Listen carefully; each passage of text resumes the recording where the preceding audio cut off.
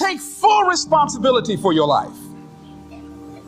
Accept where you are and the responsibility that you're going to take yourself where you want to go. Someone said we have two primary choices in life. We can either accept conditions as they exist, or we can take the responsibility to change them. See, a lot of people want to exempt themselves from taking responsibility. All they want to do is talk about the problem.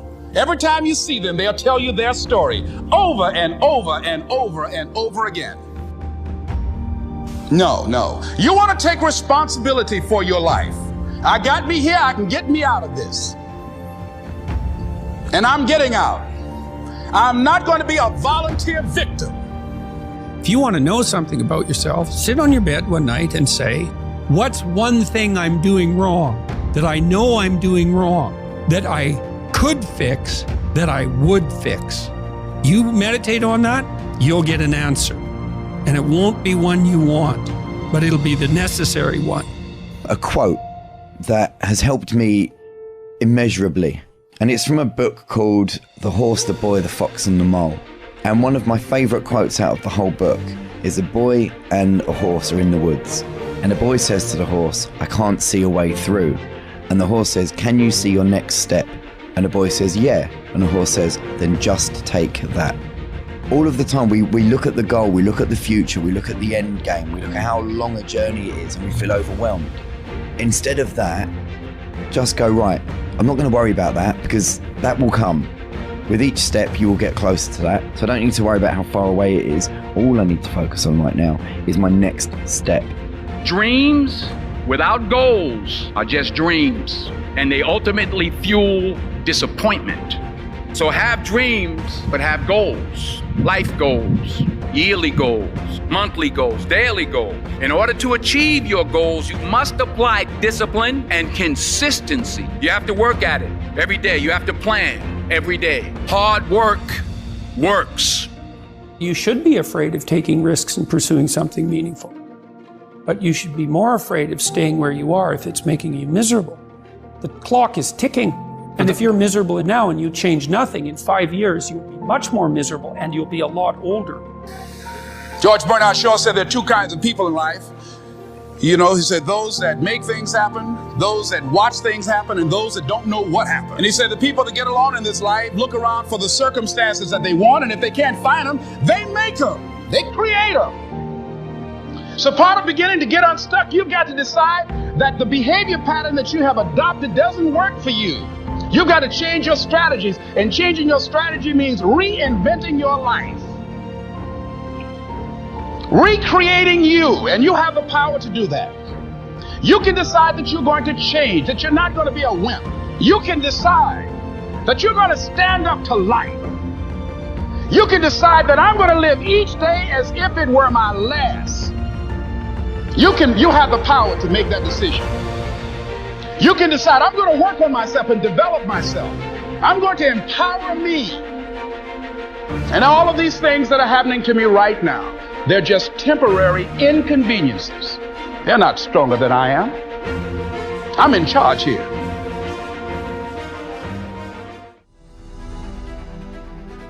Where I got my work ethic from was the hours I had to spend learning this. When you sit down and you're not smart, and you have a disability, and you still want to be at the top of your class, I didn't want to just get by. When I realized that I can learn through hard work, and I can beat the valedictorian in school, but I got put in 10 hours more a day than he does. You know what kind of strength comes from that? When you're sitting down and that guy, that valedictorian studied for an hour, and you know I caught you, but I have the work ethic to catch you. That's where David Goggins got really invented, was at a kitchen table with 20 spiral notebooks that were empty. And then 3 months later, they were full. And when you can go through that, I still have them in my storage unit. You go through these spiral notebooks of your life, and you realize this is how I learned. This is unbelievable. There's no miles. It's not about the miles. It's that, having a discipline every day to say, for me to learn this one math problem, it's gonna take me 10 hours. And that's where and you realize through hard work, you can outwork anybody, no matter how badass they are. that's the part people don't want to dive into.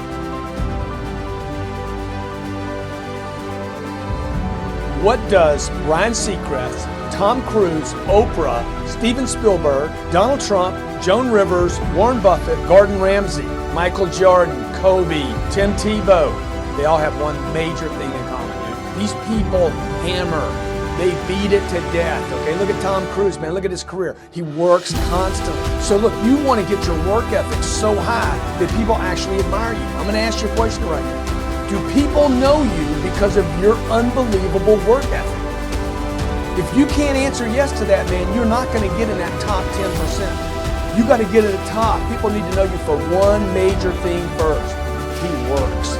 He produces. The guy's there every day. The guy's pushing and shoving. Because the truth is, no matter how good your ideas are, how good your art is, or how good your skill set is, if you're not working, man, if you're not vibrating at a frequency that people say, my God, how does that guy do all that? If you're not vibrating at that rate, 10x levels, massive action, tremendous work ethic that's just a muscle now, and it's just a discipline in your life, and it's a way, it's a normal way that other people think is abnormal. Look, if you're not working at that level, you're not going to make it. Get your work ethic in, man. It's the American way. Work ethic.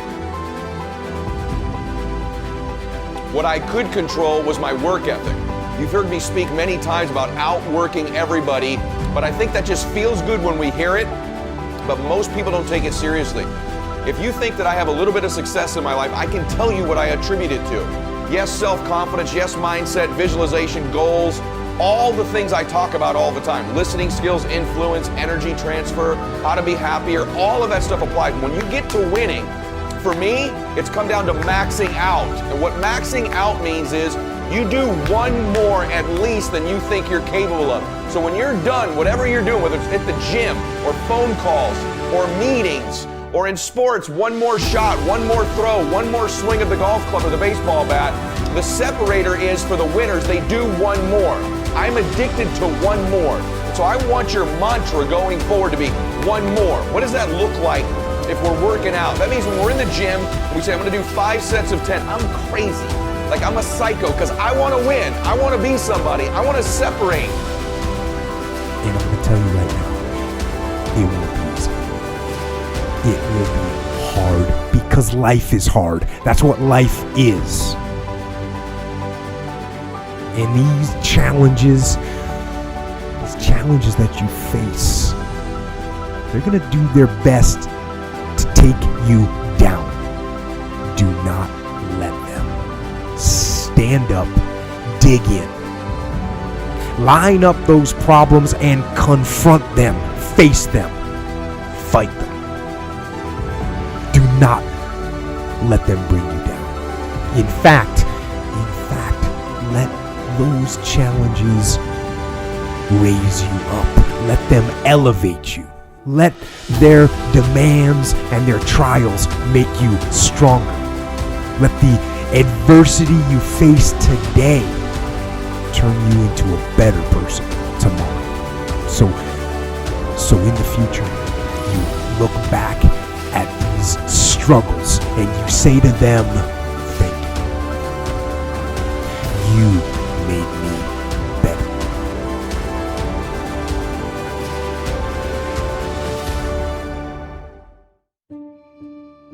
I remember I was playing a game with my 9-year-old son, John Leslie, and I beat him 10 straight games in a game called Connect 4. And finally, I said, John Leslie, I'm bored. I don't want to play you anymore. And I got up. I said, I'm ready to go to sleep now. John Leslie said, no, you can't go now, Dad. I said, why? He said, it's not over until I win. That was his attitude. We sat down and we played several other games. And finally, after the 11th game, John Leslie won, and he got up and he yawned. And he said, I'm ready to go to sleep now. And I'm saying to you, what if all of us took that attitude after we face a rejection and a no, or we have a meeting and no one shows up, or somebody say, you can count on me, and they don't come through?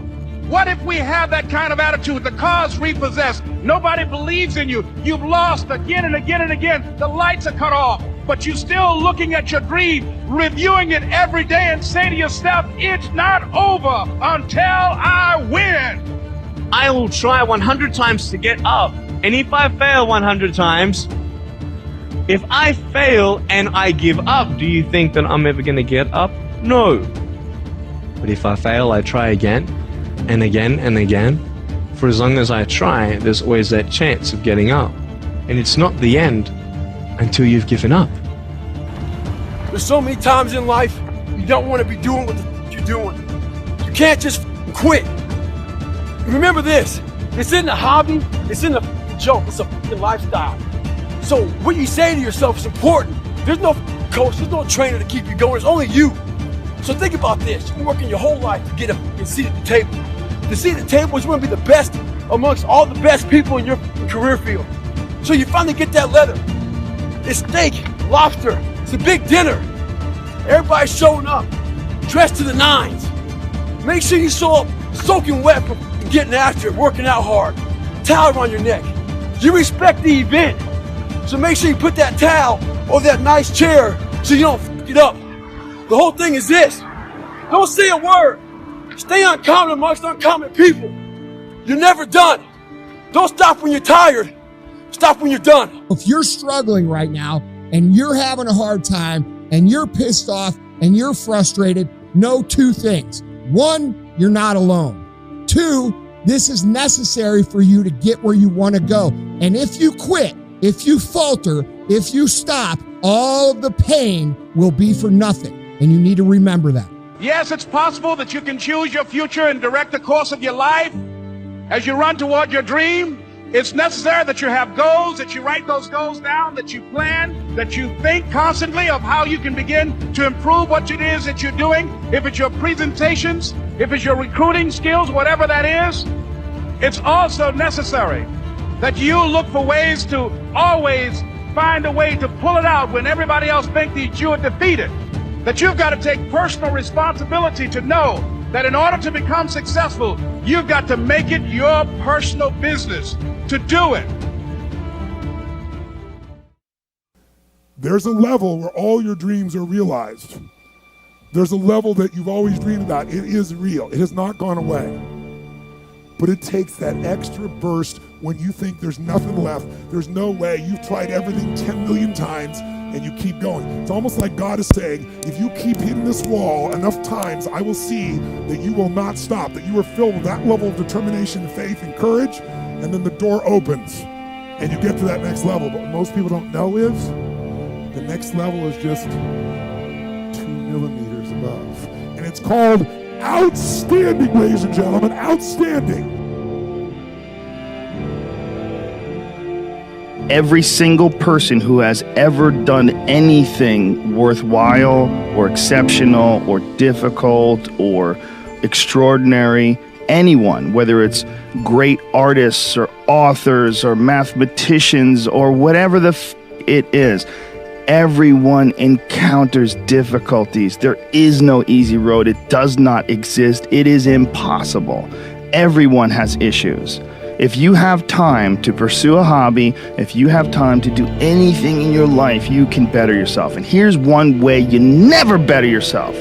When you come up with excuses for why other people are successful and you're not. Everybody has a hard road. I wanted to jump out a window several times during my young life. I wanted to jump in front of a train, just end it because it's too much pressure. We all go through hard times. We all go through depression. We all go through doubt and then moments in your life. That is what makes you a person. And those difficult moments are what build your character. I don't quit. I'm resilient. I own the #1 skill, the #1 talent required to eventually win. I already have. I can't quit. You'd have to kill me to get me out of chasing my dream, right? So #1, I want to point it out as the #1 gift. The best ability is availability. Do you have it? Have you decided to have it? Is it something you're going to possess the rest of your life?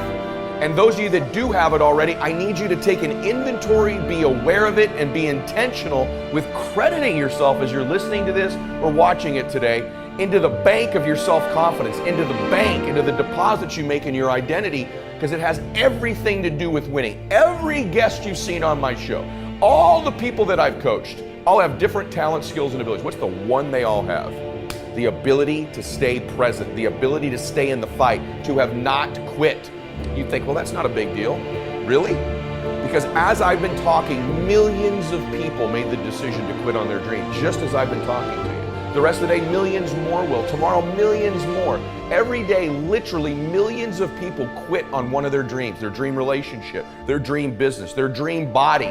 So quitting has become the #1 habit in the world by people that end up losing. And I'm telling you, it happens every day, every second, everywhere. Just the fact that while I've been speaking, you're still after your dream, you're ahead of them. You don't give yourself enough credit.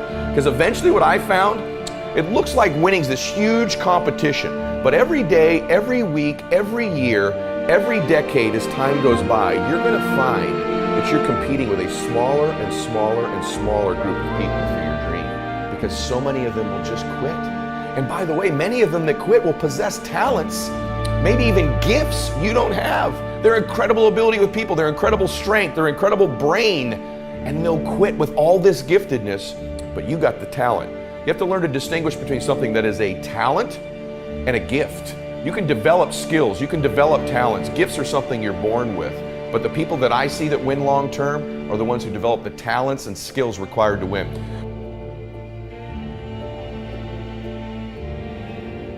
The key is what we do in our times of pain. Pain will change us. Heartache, loss, disappointments, they don't leave us the same. When I lost my father, I didn't come out like I was before. I was changed. If you go through a divorce, a legal battle, a friend betrays you, eventually that will pass. You'll get through it, but you will be different. Now, how the pain changes you is up to you. You can come out bitter, or you can come out better. You can come out with a chip on your shoulder blaming God, or you can come out stronger with a greater confidence in God. You can come out defeated, giving up on your dreams, or you can come out with a new passion, a new fire, excited about the new opportunities in front of you. All of us experience pain. My challenge, don't just go through it, grow through it. That difficulty is an opportunity to get stronger, to develop character, to gain new confidence. Anybody can give up. Anybody can let it overwhelm you. But you know what that's doing? Wasting your pain. That pain is not there to stop you. It's there to prepare you, to increase you, to develop you. Things go wrong. They always seem to happen at once, and they just compound on top of each other. And it's pretty easy sometimes to feel beaten when you're faced with all those issues and all those problems, and they all hit you at the same time. But let me tell you, that doesn't mean give up. In fact, it means the opposite. It means it's time for you to fight harder, to dig in. It means it's time for you to go on the war path. And that starts with one of the fundamental laws of combat leadership: prioritize and execute. What's the biggest problem? What's causing the most stress? Family? Okay. Sit them down. Explain where you are at. Be blunt, be upfront, and then give them the simple plan of how you're going to get things back on track. Don't sugarcoat it. You give it to them straight. Next, you got some late payments. Call those creditors up. Explain to them what's going on. Set up some kind of a minimum payment plan so you can start making some progress and get them off your back. And then you got your job. Right? You're falling behind at work. Okay, talk to your boss. Face it. Tell him that you're going to step up your game. Tell him you're going to be at work early, you're going to be at work late, you're going to be at work during lunch, you're going to be wherever you need to be, whenever he needs you to be there. Tell him you're going to get after it. And tell him that you're 100% committed to supporting him and the company and the mission. And then you get started. It's all back down to a very primitive mindset of we just have to do. It's like breathing. Breathing becomes normal. We don't know that we're doing it. That's how you have to live your life. When that alarm clock goes off at 4 or 5 in the morning, your mind says no. You just say, this is what we do. It's what we do now. Because to get to where you want to go, the amount of pain involved, I'm not saying physical, I'm not saying you got to break yourself off. The amount of mental pain of how many times you're going to have to do something that you don't want to do to get to where you want to go. There's going to be more times you do something that you don't want to do than you are going to want to do. That's your new norm. So then it's like breathing. And then once you do this over and over and over again, it becomes like breathing. I don't want to live this lifestyle, but to get to the other side of this, I have to. I want to compete. And the way I do that isn't with my giftedness, because I wasn't born with a bunch of gifts, and I think gifts are crap. I think for the most part, gifted people struggle in life because things come easy to them. I like that things haven't come easy for me in my life. I like that I don't have natural talents in every area. And maybe you like that about you too. Maybe you've looked at yourself all your life and thought, man, I don't have that natural beauty or that natural talent or this gift for creativity or intellect or humor. I don't have any of those things. But what I got is I will outwork you. And so at the gym, one of the things I focus on, they say it's 5 sets of 10. When I'm at 10, I go one more, bam, 11. If I'm running on the treadmill and it's a 45-minute run, I never finish at 45. I always go one more minute, 46. If I'm at the office and I'm supposed to make 25 phone calls that day, when I'm at the end of the day, I always do one more. If I've got meetings, I always do one more. My mantra for 3 decades in business has been one more. Pain is temporary. It may last for a minute, or an hour, or a day, or even a year. But eventually, it will subside, and something else will take its place. If I quit, however, it will last forever. Life has a funny way of closing doors in order to keep you moving in the right direction, all right? So often in our society and as people, we run from pain. We do everything we can to protect ourselves and to shield ourselves from feeling uncomfortable or that feeling of pain. And this is the reason why so many people abuse drugs, alcohol, casual sex. We do this to not feel the pain, but I'm saying stop running, stop trying to mask it, all right? When you feel pain, disappointment, it's okay. Don't try and cover it up. What you should do is actually embrace it. The pain is normal, it's natural, it's a part of the growth process. Learn from it. Once you do, you accept it, you embrace it, learn from it, put it in its place, you're gonna be able to move forward stronger, faster, smarter. If you're not struggling and getting disappointed from time to time, this probably means that you're not really pushing your limits too far. All right, it's okay. Embrace it, don't get discouraged, and stay focused. A life without pain is a life without challenge, and a life without challenge is a life without growth. So not only do I embrace the challenge, embrace the pain associated with challenge and growth, but I even look forward to it in many regards. Some people think I'm strange, but sometimes I even ask for it. Send me a challenge, God, that you think should rid the world of pain. I invoke, please, give me some challenges here because I need to be tested. I need to be stronger. I need to grow in my resolve with whatever weakness is in my character. Pain is a beautiful thing. Challenge is what life is about. A life without challenge, a life without pain is a life without growth.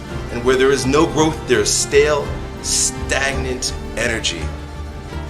And that's where most people live. Because most people's lives are designed around treading a path that is void of challenge. The minute they recognize challenge or pain, they move the other way. This is a primal instinct and normal and natural, but a weak perspective. They're not challenged, they're not growing, they're bored and they're better off dead. Your aliveness is found in your pain. Embrace it, love it, and grow from it.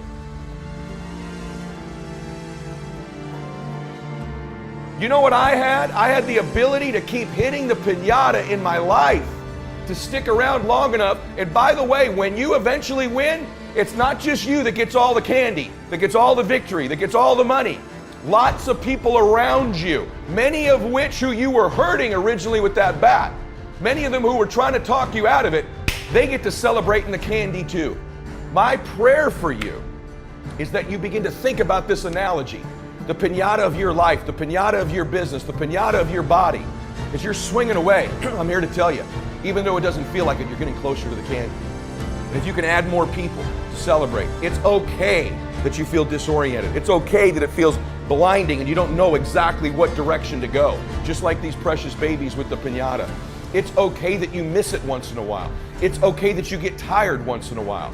But as long as you keep after it and you keep pounding away, that compound effort of your pounding, I can promise you there's candy someday. And everybody around you will jump on it and celebrate. That's my wish for you. Today, as you listen to me, of all the skills I'm going to teach you, that I've taught you, and if you've not listened to my other shows, I teach you about listening, transfer energy, how to close, how to change your identity, how to live blissfully dissatisfied, how to unlock your success code, all of the very detailed things I teach. Today is the most important thing, is that as you learn all these skills, it'll help you with the blindness. Every single skill you learn, you'll see clearer and clearer and clearer. But if you don't develop the talent, the number one skill in the world, which is to keep hitting the piñata and to stick around until the candy comes out, because here's the deal. Someone's gonna get the candy in life. There's always candy in life. That piñata eventually always breaks down. Do you want to be the person who was there in the beginning, hitting as hard as you could and sacrifice it and maybe hurting the people around you and never get the candy? Or are you going to get something for your pain? Are you going to get something for your effort? Are you going to get something for this sacrifice you're making? You got to get something for this pain. You got to stick in the game until the candy comes out, and then we all get to celebrate.